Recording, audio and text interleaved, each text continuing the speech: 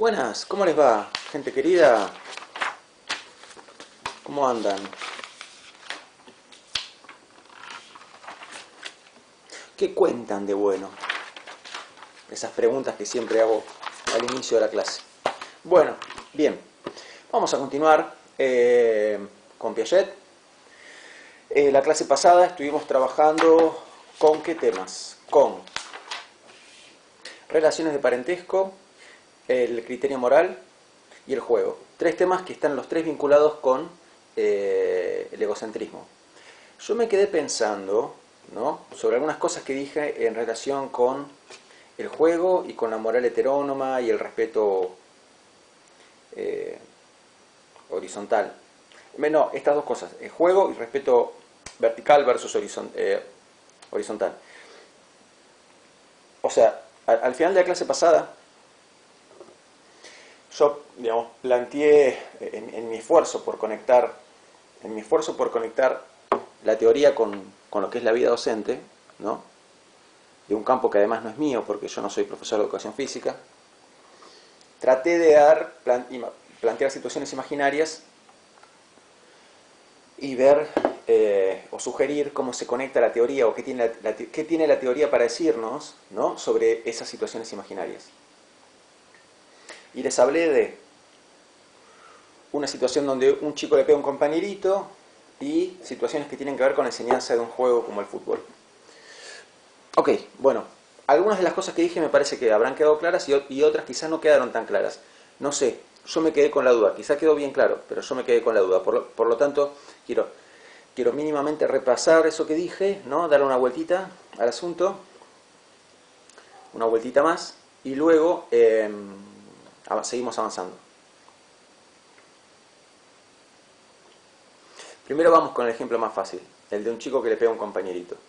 Entonces, estamos hablando de chicos preparatorios, ¿no? Entonces, un chico de 3, 4, 5 años que le pega a un compañerito, bueno, es una situación que queremos corregir, que no pase, que no vuelva a pasar. Entonces, ¿cómo intervenimos? Sabiendo que Piaget nos dice que el chico a esa edad no está en condiciones de entender la noción de respeto recíproco. Ok, pero hay un respeto que sí comprende, el vertical. Entonces, nuestra intervención tiene que apelar a esas cosas que el chico sí comprende. ¿Y qué comprende? Que vos sos una autoridad. Entonces le decís, eso no lo hagas. ¿Está bien? Esto yo lo aclaro para que no parezca que ciertas cosas que explico son una invitación a no intervenir, que lejos está de ser mi intención. De hecho, hay que intervenir.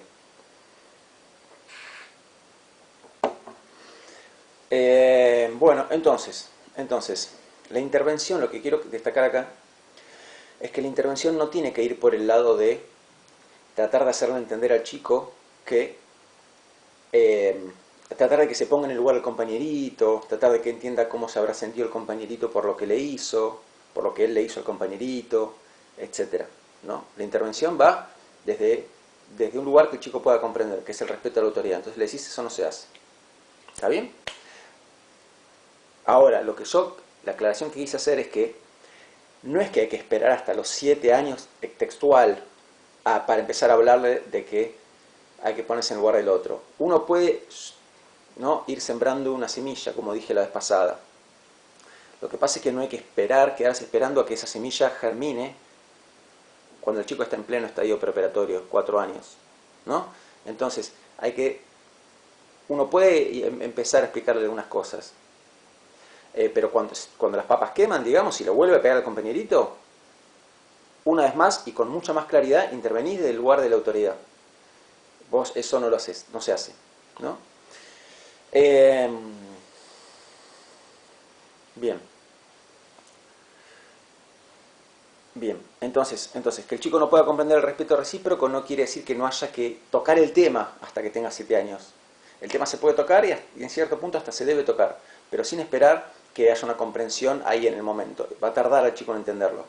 Lo va a ir entendiendo cada vez más a medida que corran los años. Y algo parecido pasa con algunas cosas que dije sobre el juego, ¿no? Por ejemplo, sobre el juego limpio.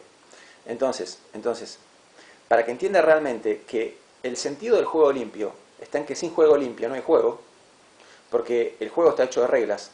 Y si las reglas no las respetamos, entonces no estamos jugando el juego. ¿Para qué lo jugamos?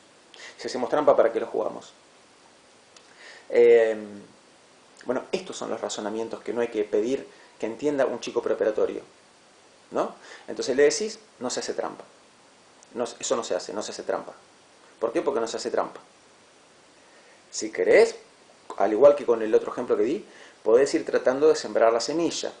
Bueno, pero sin esperar que germine en el momento. Va a llevar años que germine. ¿Sí? Ok. Bien.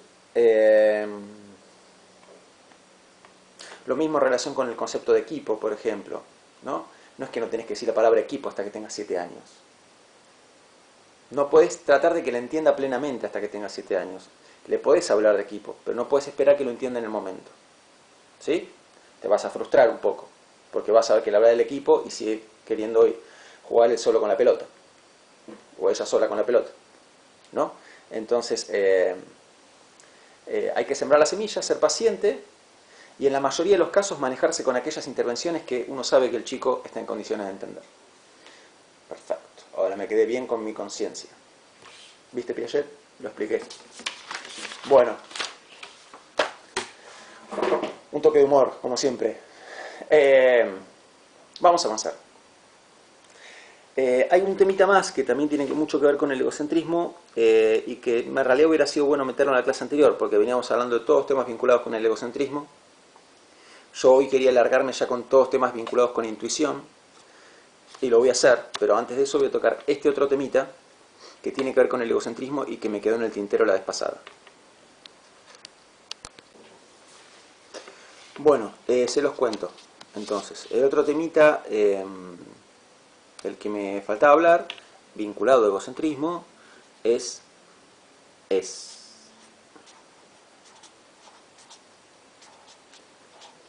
describir el pensamiento del chico preoperatorio. ¿Sí? Entonces, ¿cómo es el pensamiento del chico preoperatorio? El pensamiento del chico preoperatorio tiene varios rasgos, pero hay 3 que se destacan mucho. Vamos a hablar de esos 3 rasgos. Posiblemente ya los conozcan. El pensamiento del chico preoperatorio es animista. Animista. Bien. ¿Qué quiere decir que el pensamiento del chico preoperatorio es animista? ¿Qué es el animismo? El animismo es la actitud de atribuir vida, pensamientos y emociones a cosas que no lo tienen. ¿Cuáles son esas cosas que no lo tienen? Por ejemplo, objetos. Por ejemplo, astros, como la luna, ¿no? Entonces, un ejemplo de pensamiento animista es pensar que, no sé, si no sale el sol no sale porque está enojado con nosotros, ¿no? O que si llueve, llueve porque el cielo está triste. O que, no sé, si hay una inundación es porque el río se enojó, por ejemplo, ¿no? Esto es el pensamiento animista. Entonces fíjense que se le está atribuyendo pensamientos, vida y emociones a cosas que no lo tienen, o sea, objetos, fenómenos naturales, astros como el sol, la luna, ¿no? Bien. El pensamiento animista no deja de ser un rasgo cultural, ¿no? O sea, Occidente mucho tiempo atrás, la cultura occidental tenía pensamiento animista. Y hay muchas culturas que lo siguen teniendo. Sin ir más lejos, en el último verano, bueno, yo tuve la suerte de poder cumplir uno de mis sueños, que era subir al volcán Lanín. Y bueno, charlando con diversas personas, hablé con una persona que había hablado con una persona del lugar y que me dijo que, o sea, que en relación con las muertes que hay a veces en el volcán, que el volcán, que algunas personas del lugar que piensan que el volcán se enoja de que suba tanta gente, ¿no?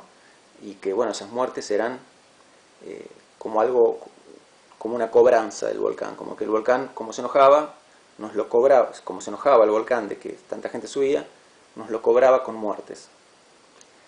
Bueno, independientemente de lo que cada uno piense en relación con esto, esto es un rasgo que no forma el animismo, está en muchas religiones del mundo, no en las religiones monoteístas, ¿no? O sea, en el cristianismo, el judaísmo, el islam, no existe el animismo, porque el volcán es obra de Dios, es parte de la creación, desde ese punto de vista, pero bueno, sigue siendo parte de muchas culturas, ¿no? Esto a Piaget le valió bastantes críticas, porque muchos antropólogos, los antropólogos son los que se dedican a estudiar la cultura, ¿no? Muchos antropólogos ven a Piaget como una persona, un autor, como un pensador eurocéntrico, ¿no? Es decir, ¿qué quiere decir eurocéntrico? Ser eurocéntrico quiere decir ver a los rasgos de la cultura europea como el modelo de cultura avanzada, cumplida, acabada, realizada.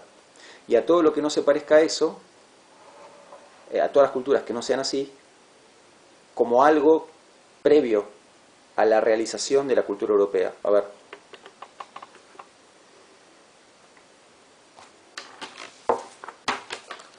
A ver. ¿Para qué me metí en este embrollo? Pero bueno, no importa. No está mal. Voy a usar, esta es la hoja donde anoté el árbol genealógico, ¿sí? Voy a usar un pedazo que tengo acá. Ok.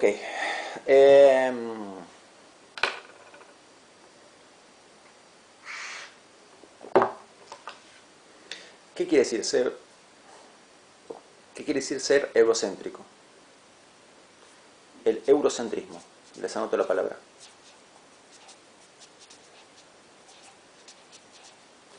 Eurocentrismo. Ahí arriba. Bien, entonces, imaginen ustedes que esta línea que yo dibujé acá representa el tiempo. Y la civilización europea en el siglo XX está localizada en este momento del tiempo. Ahí. Bien, ¿cómo es la civilización europea en el siglo XX? Bueno, o sea, tiene asfalto, edificios, semáforos, la gente se viste tapándose el cuerpo, los hombres nos cortamos el pelo corto, las mujeres se lo dejan largo, la mayoría, en líneas generales, las únicas perforaciones del cuerpo socialmente que la mayoría de la gente practica es la perforación en las orejas de las mujeres, o sea, los aritos. No sé, ¿qué más? Está habitualmente las personas cuando llueven sacan un objeto que se llama paraguas.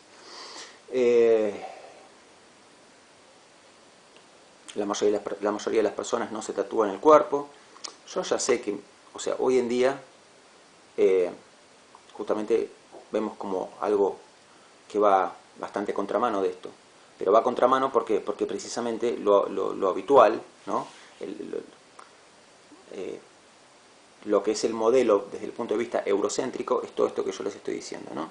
El hombre europeo típico, digamos, ¿no? El hombre europeo típico tiene estas características que yo les acabo de decir.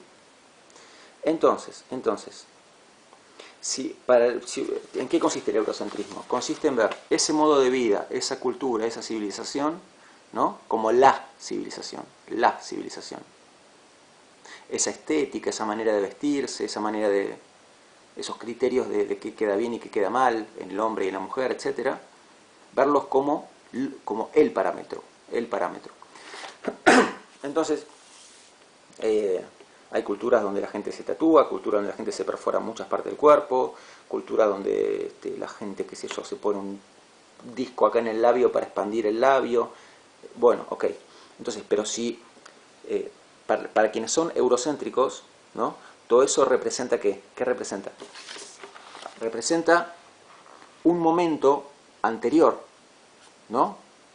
Es como representaría una civilización atrasada, ¿Por qué? Porque la civilización cumplida, realizada, ya en su máxima expresión, perfecta, por así decirlo, sería esta, desde el punto de vista eurocéntrico. Entonces, todo lo que no sea esto representa un atraso con respecto a esto. Atraso que estar acá, que estar acá, que estar acá, que estar acá. ¿No es cierto? Entonces, todo esto lo digo a cuento de qué. A cuento de que, por ejemplo, hacer una casa con barro, ¿no? Desde el punto de vista eurocéntrico sería un atraso cultural, porque las casas se hacen con cemento. Perforarse el cuerpo en diversos lugares desde el punto de vista eurocéntrico sería un atraso cultural. Acá supónganse, qué sé yo. ¿Por qué? Porque hace miles de años que el europeo dejó de perforarse el cuerpo. Estoy tratando de transmitir la idea. Si yo no soy antropólogo, estoy medio como inventando cosas para que se entienda la idea. Entonces, a Piaget se lo tilda muchas veces de pensador eurocéntrico. Eurocéntrico. ¿Por qué? Porque Piaget, ¿qué está diciendo? Está diciendo que el animismo, si esta es imaginen que les dibujo otra línea acá, ¿no? Esta línea, es la que dibuja acá abajo, es la línea del desarrollo. Entonces, ¿qué nos dice Piaget? Nos dice que el chico, en cierto momento de su vida, entre los 2 y los 7 años, o sea, cuando es preoperatorio, se caracteriza por su pensamiento animista. Pero esa manera de pensar después la abandona. Cuando crece, la abandona. Entonces, ¿qué estás diciendo vos, Piaget? Estoy tratando de reproducir como las críticas de estos antropólogos, que son críticas, bueno, que vale la pena escucharlas. ¿Qué está diciendo Piaget? Que entonces, como el chico, que hay que crecer y dejar atrás el animismo, ¿no? Y entonces, que las culturas que todavía mantienen animismo, que hay muchas, decía, entonces Piaget, vos lo que estás diciendo es que las culturas que mantienen una forma de pensar animista, culturas que piensan que el sol tiene alma, que el volcán se puede enojar, que, no sé, que el mar tiene vida propia, tiene un espíritu, no sé. Vos lo que está diciendo es que las culturas que todavía piensan así son entonces culturas a las que les falta en cierto modo crecer, porque cuando hablas del chico lo que está diciendo es que el animismo es un rasgo que hay que dejar atrás, porque es un rasgo infantil, ¿no? Entonces está diciendo que estas culturas son en cierto modo infantiles, porque le falta hacer ese crecimiento que el chico preparatorio hace cuando llega a los 7 años y deja el pensamiento animista.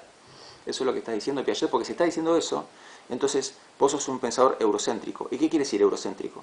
Quiere decir que vos pensás que tu cultura y tu civilización y tu forma de vivir es la mejor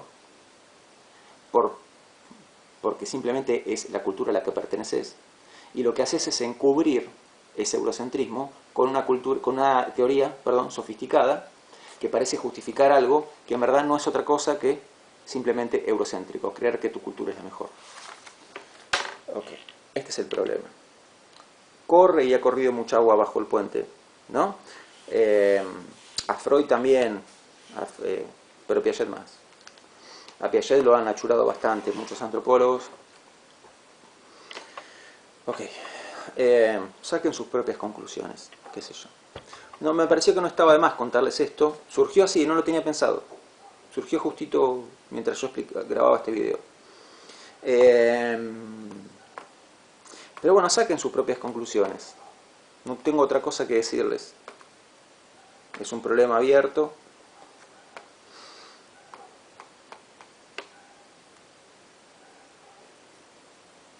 Y eso. ¿Está bien? Bueno, vamos a seguir. Siempre me parece más honesto plantearles el problema, ¿no? En vez de si bien uno a un autor lo puede querer mucho, yo soy en general de no ocultarles problemas que la teoría deja abiertos, ¿no? Los puntos débiles de la teoría, los puntos criticables de la teoría.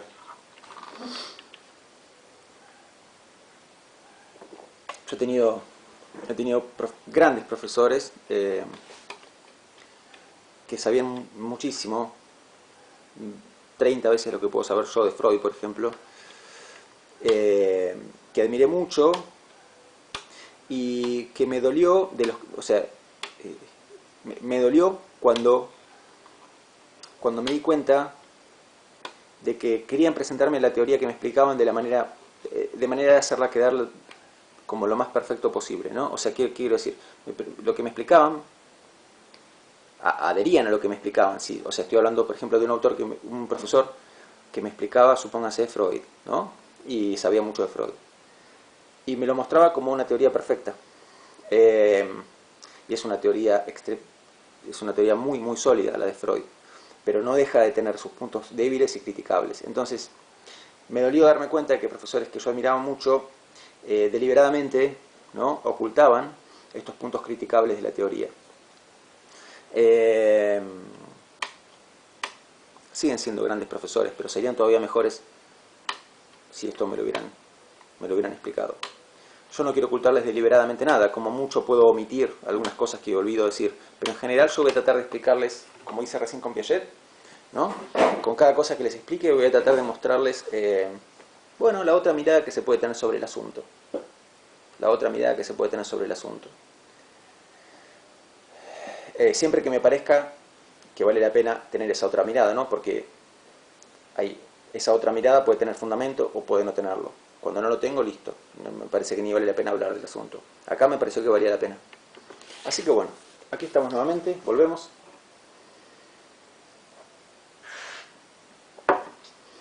Piaget nos dice que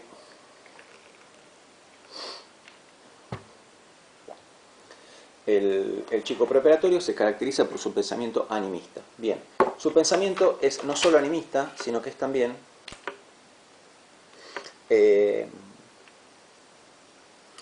artificialista.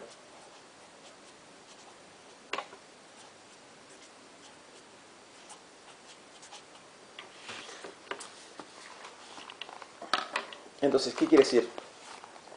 ¿Qué es el pensamiento artificialista? El pensamiento artificialista, o artificialismo, consiste en pensar que todo lo que vemos en la naturaleza, los fenómenos naturales, el mar, las montañas, el río, la lluvia,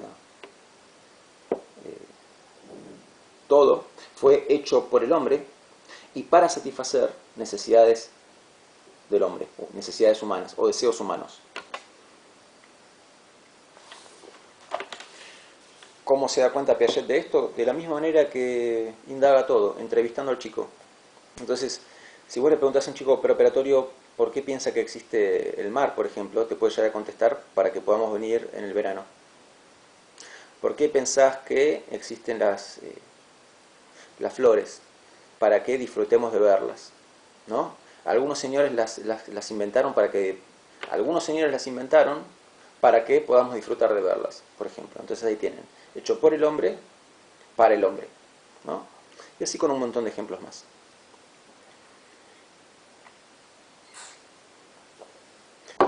Ok. Vamos con el finalismo. Bueno, este nos va a dar un poquito más de trabajo. Finalista, va, o sea, eso, a ver. No puedo borrar acá, no es un pizarrón. Entonces, el pensamiento del chico preparatorio es animista, artificialista y finalista. Bien, ¿en qué consiste el finalismo? Ok. Esperen que tengo que entrar en calor un poquito para explicar esto. Pero es interesante porque es un tema filosófico. A ver, para que se entienda qué es el finalismo tenemos que diferenciar causalismo de finalismo. Entonces,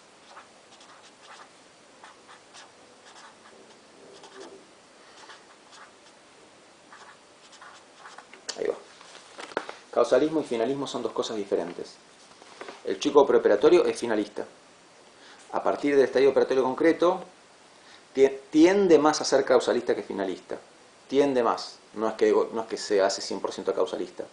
Muchas veces, incluso en la vida adulta, aparecen rasgos de finalismo. Pero el chico preparatorio se caracteriza por su fuerte finalismo. Entonces, a ver. El causalismo y el finalismo son dos maneras diferentes de explicar fenómenos, acontecimientos del mundo que nos rodea.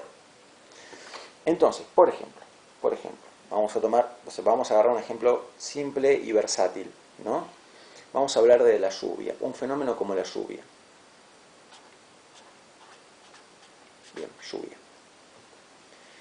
La lluvia, por ejemplo la lluvia de ayer, hoy es 29 de abril, ayer fue el 28, fue que hubo ese temporal interminable. Bueno, ok, la lluvia ocurre en determinado momento.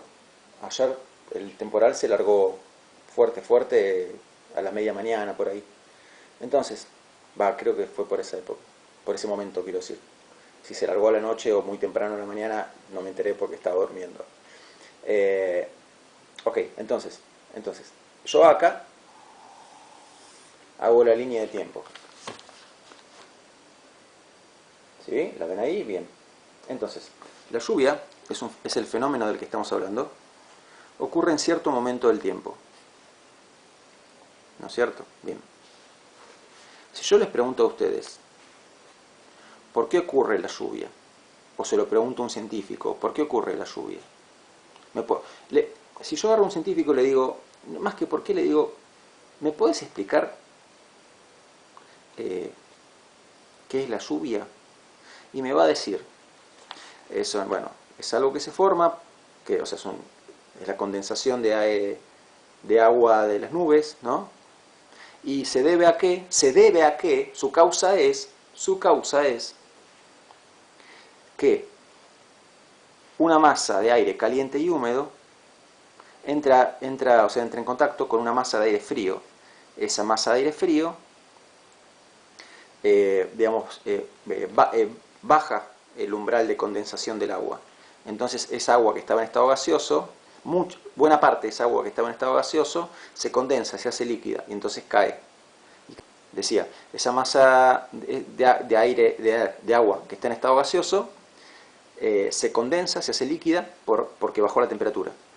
Entonces, como bajó la temperatura, se hace líquida, cae y tenemos lluvia. ¿Eso qué es? Eso es se me chanflean un poco las letras. Sí, vamos bien. Eso es la causa, ¿no? Entonces la causa es todo lo que expliqué recién. ¿Y la lluvia qué es? La lluvia es el efecto. Esperen que... Ahí va. Ok. Y la lluvia es el efecto. El efecto. Entonces la causa determina el efecto. La causa es anterior en el tiempo al efecto. Ok, esto es ser causalista. ¿En qué consiste ser causalista? En explicar las cosas a partir de sus causas. Para cada cosa que queremos explicar, le buscamos una causa. ¿Y la causa dónde está? En el pasado, ¿no? Y pensamos que esto existe, que la razón de que esto exista y ocurra es esta causa, que está antes en el tiempo. ¿Por qué? Porque esto es el efecto de esta causa. Bien, así razona la ciencia, así razonamos en general las personas, pero el chico preparatorio no razona así. ¿Cómo razona el chico preparatorio?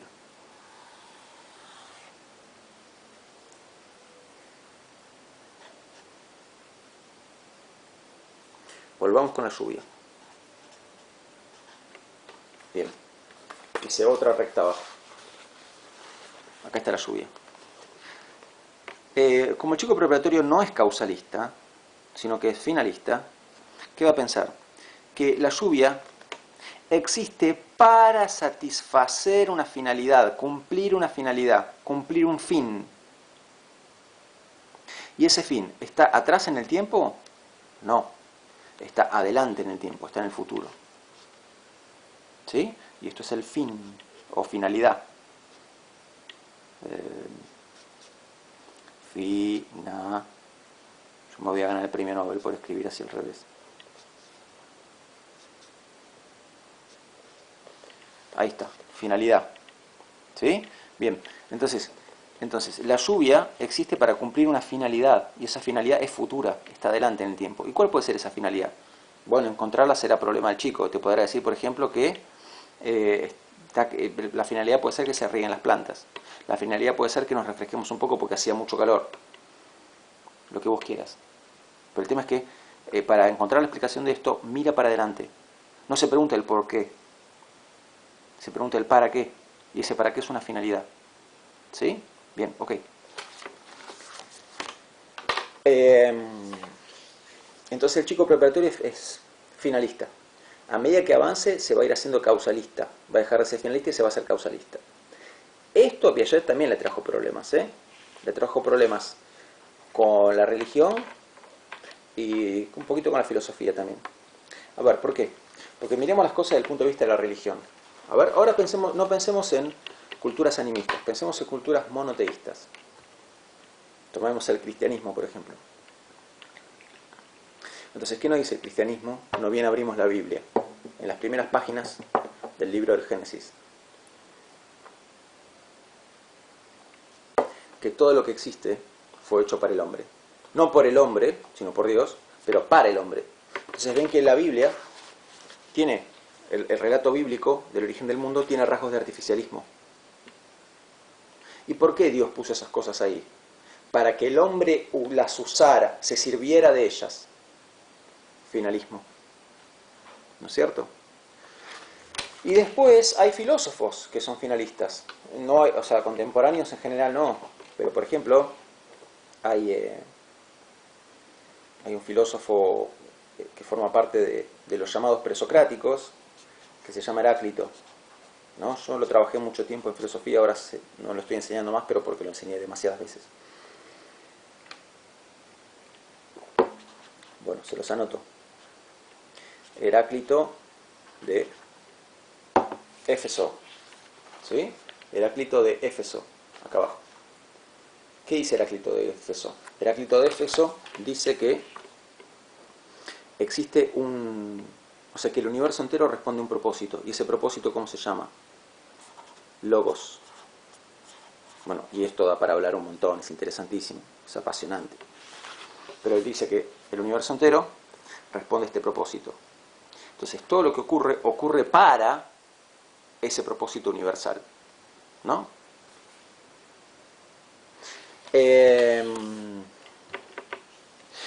Uno podría preguntarse también si hoy en día no hay bastante como resucitación del finalismo, ¿no?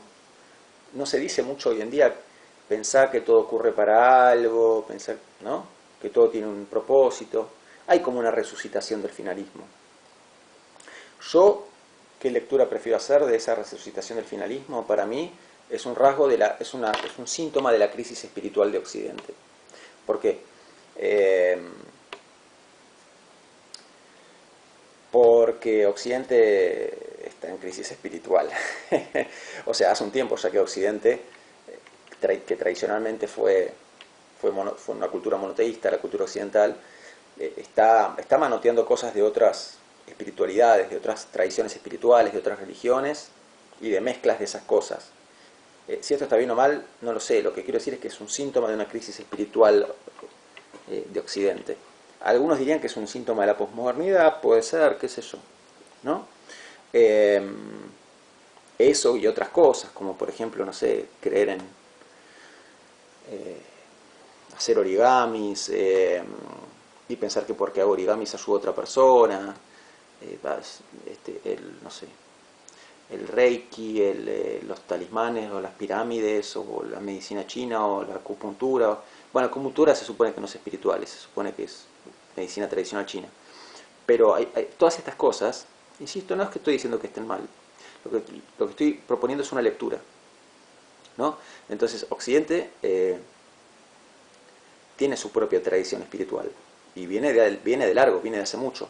Entonces, lo que el occidental está haciendo desde hace un tiempo es buscar espiritualidad en cosas que están afuera de esa tradición. ¿Y por qué? Y porque evidentemente el occidental de hoy en día está en crisis con esa tradición, ¿no? Bueno, gente, ¿qué decirles? Creo que ya está, podemos cortar acá porque quería pasar a temas de intuición, pero bueno, nos fuimos abriendo todas estas cosas que están bien. Al final hablamos de animismo, artificialismo y finalismo, con un montón de reflexiones que metimos en el medio. Bueno, yo me quedo contento igual. Me gusta cómo quedó esta clase. Reflexiva. Cortita, pero bueno, reflexiva. Bueno, en la próxima clase entonces largamos con otros temas como clases y totalidades intuitivas, la comprensión de los números en el chico preoperatorio, nociones de conservación y demás, ¿no? ¿no? Esos temas ya entonces los dejo para la siguiente clase. Bueno, les mando un abrazo grande. Que anden muy bien, nos vemos.